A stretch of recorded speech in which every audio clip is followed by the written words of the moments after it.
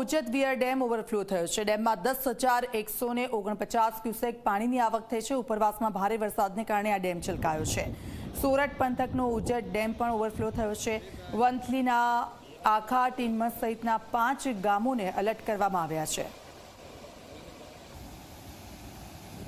વંથલી ડેમમાં 10,149 ક્યુસેક જેટલી પાણીની આવક તથા જાવક ચાલુ છે, જેથી વંથલી તાલુકાના વંથલી, કણજા, આખા ટીમસ સહિતના ગામોને એલર્ટ રહેવા તેમજ નદીના પટમાં અવરજવર ન કરવા સૂચના આપવામાં આવે છે।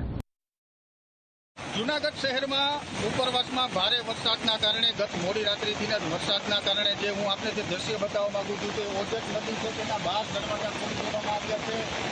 ઓજત છે તે ગાંધીપુર બની છે, બંને કાંઠે વહી રહી છે। જો વાત કરવામાં આવે તો અહીંયા આ જગ્યા ઉપર 3 નદીઓ છે જ્યાં અહીંયા ભેગી થાય છે। ઓજત, ઉબેર અને કાળવા 3 નદીઓનું પાણી અહીંયા એકઠું થાય છે। આ બધું પાણી છે તે ઘેડ પંથકમાં જતું હોય છે।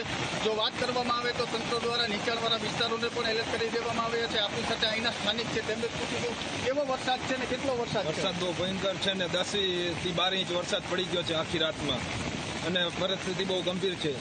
અત્યારે પાણીની પરિસ્થિતિ કેવી? ત્યારે પાણી 3 નદી ફૂલે ફૂલ જાય છે 2 કાંઠે। કેટલો વરસાદ અને ક્યારથી વરસાદ પડ્યો? વરસાદ વંથલીથી અને જૂનાગઢથી રાતના 11 વાગ્યાનો ચાલુ છે તો સવાર સુધી ચાલુ છે। અત્યારે પણ વરસાદ ચાલુ છે। જે રીતના વાત કરીએ એમ કે અવિરત વરસાદ છે તે પડી રહ્યો છે અને આ નદીઓ છે તે ગાંડીતુર બની ગઈ છે અને નીચાણવાળા વિસ્તારોને એલર્ટ કરી દેવામાં આવ્યા છે। અશોક બારોટ, જી મીડિયા, વંથલી, જૂનાગઢ।